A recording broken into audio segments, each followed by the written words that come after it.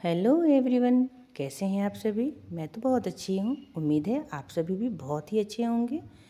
तो welcome to my channel सुधा का संसार। चलिए आगे बात करते हैं इस डिज़र्ट के बारे में। तो आप गेस कर सकते हैं कि ये किस चीज़ की डिज़र्ट होगी। तो मैं आपको बताऊंगी, आश्चर्य होगा कि ये गाजर की डिज़र्ट है। तो गाजर थे मेरे पास कम और बनाने थे कुछ अच्छी चीज़ों को।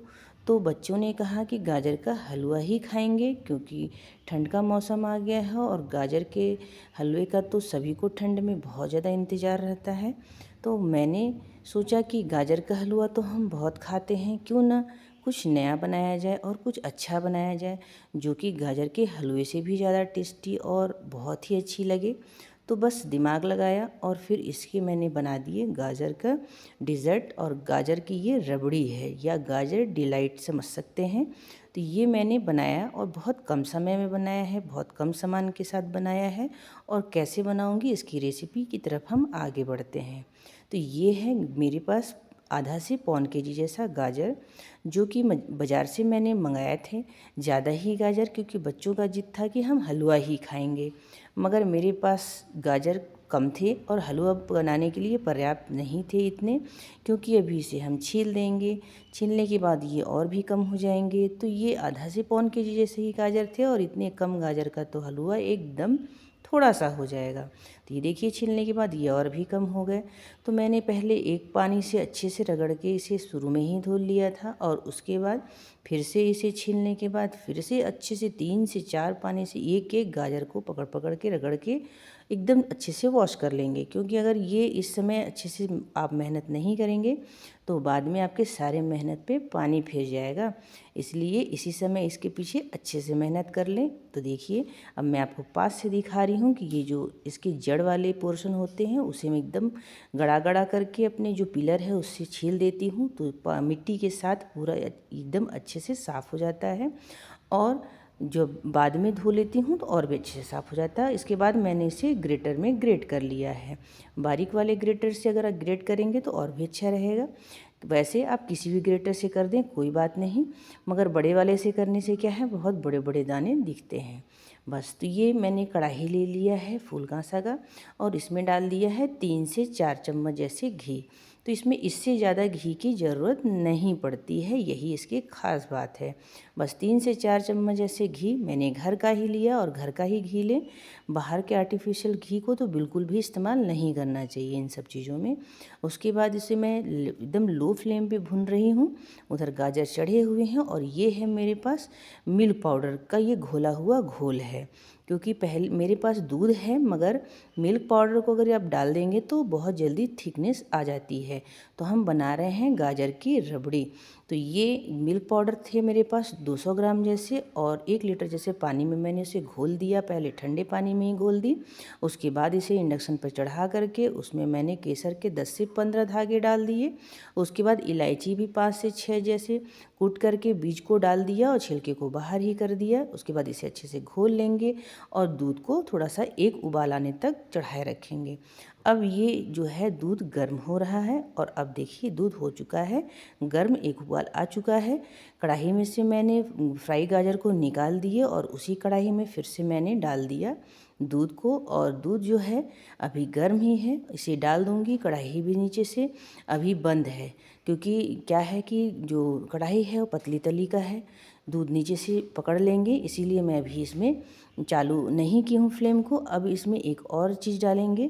तो ये है, पहले तो दूध को अच्छे से घोल लूँगी ताकि नीचे की तरफ कुछ पकड़ में ना आए। उसके बाद ये देखिए, गाजर को मैंने फ्राई करके इधर साइड में रख लिया है। और ये है मेरे पास कस्टर्ड पाउडर, जो कि मैं टॉप्स का ही इस्तेमाल करती हूँ और यही बहुत अच्छे रिजल्ट देते हैं। और ये है काऊ मिल्क। तो काऊ मिल्क मेरे पास तो वैसे ही रहते ही हैं घर में, तो जो कि मैं हमेशा जो मेरा महतो है वो लेके आते हैं।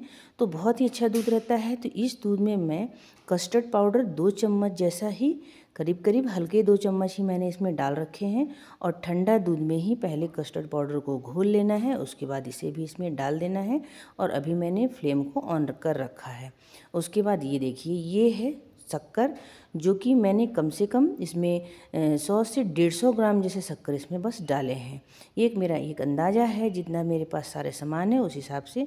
तो जो गाजर की रबड़ी है, रबड़ी हल्की मीठी कम रहती है, मगर गाजर की रबड़ी है तो इसे थोड़ा सा मीठा रखना पड़ेगा, क्योंकि गाजर में अगर मिठास कम होगी तो गाजर का अपना भी एक टेस्ट होता है, तो वो ज़्यादा महसूस होगा और मीठी नहीं लगेगी तो अच्छी भी नहीं लगेगी। इसलिए थोड़ी सी ये बाकी मिठाइयों से मीठी होनी चाहिए, मतलब खीर वगैरह से, तो ही ये अच्छी लगती है। तो मीठा अपने हिसाब से ही आप करें, थोड़ा मीठा रखेंगे तो अच्छी लगेगी। उसके बाद जो शक्कर थे मैंने घोल लिया, अच्छे से गर्म कर लिया, उबाल लिया दूध को अच्छे से, कस्टर्ड पाउडर को भी अच्छे से मतलब घोल लिया। बॉईल होने के बाद थोड़ा सा दूध गाढ़ा हो गया, उसके बाद हम इसमें गाजर जो मतलब ग्रेट करके रखे थे हमने, उसे मैंने इसमें डाल दिया है। अब ग्रेट करे हुए गाजर जब मैंने डाल दिए हैं, उसके बाद फ्लेम अभी भी लो ही है। क्या है कि कढ़ाई जो है वो फुल कांसे की है और पतले तले की है, तो अब लग रहा है कि ये नीचे से पकड़ लेगा, क्योंकि मिल्क पाउडर और कस्टर्ड पाउडर दोनों ही थे। इसलिए मैंने कढ़ाई को कर दिया है चेंज और डाल दिया है इसे सारे घोल को एल्युमिनियम की कढ़ाई पे, क्योंकि इसी कढ़ाई पे इसे थोड़ा से मीडियम स्लो फ्लेम पे इसे अच्छे से गाढ़ा करते बनेगा। तो मैंने इसे मीडियम स्लो फ्लेम पे, आप देख रहे होंगे लेयर कम हो गया, गाढ़ा कर लिया, और गाढ़ा करने के बाद इसे मैंने ठंडा करके फ्रिज में कर दिया। फ्रिज में रखने के बाद में 3 से 4 घंटे के बाद आपको इसे दिखा रही हूँ कि देखिए एकदम रबड़ी के जैसी हो गई है। तो बहुत समय नहीं लगा है, आधा घंटे में सारा जो चीज़ था वो कंप्लीट हो गया। और बस इसे ठंडा ही करके खाएं तो ये बहुत ही अच्छी लगती है। तो ठंडा होने के बाद ये देखिए मैं अब इसे प्लेटिंग कर रही हूँ। तो मेरे पास है कुछ आइसक्रीम कप्स, तो मैं इसी में इसे सजा रही हूँ, क्योंकि सजा करके बच्चों को दीजिए तो बच्चे और भी खुश हो जाते हैं।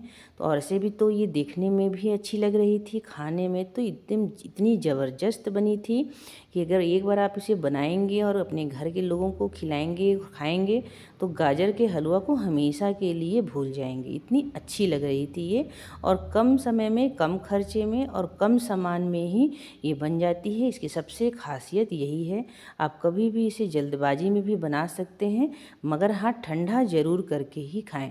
तो मेरे पास कुछ ये मतलब मगज के बीज थे, कुछ मेरे पास नट्स थे, काजू किशमिश बादाम और खरबूजे के भी बीज थे मेरे पास, और ग्रैनबेरीज वगैरह थे, और कुछ मेरे पास टूटी फ्रूटी भी थी। मैंने सभी चीज़ों से इसे सजा दिया, और सभी चीज़ों से सजाने से तो ये अच्छी लग ही रही थी, साथ में खाने में भी बहुत अच्छी लग रही थी, देखने में भी बहुत अच्छी लग रही थी। और ये एकदम महंगी मिठाई, एकदम महंगे रेस्टोरेंट का जो कोई भी ऐसा डिज़र्ट होता है जो लगता है जैसे हम कभी बना ही नहीं पाएंगे, खा ही नहीं पाएंगे, तो वो ये एकदम वैसी ही है।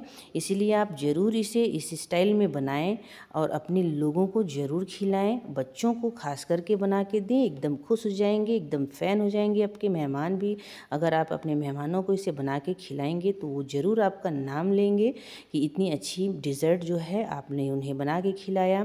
तो ये गाजर की रबड़ी आप सभी अपने घर में ज़रूर ट्राई करें और मुझे कमेंट करें, और मेरे चैनल को लाइक करें, सब्सक्राइब करें, शेयर करें, ज़्यादा से ज़्यादा कमेंट करें। चलिए मिलती हूँ अगले ब्लॉग में।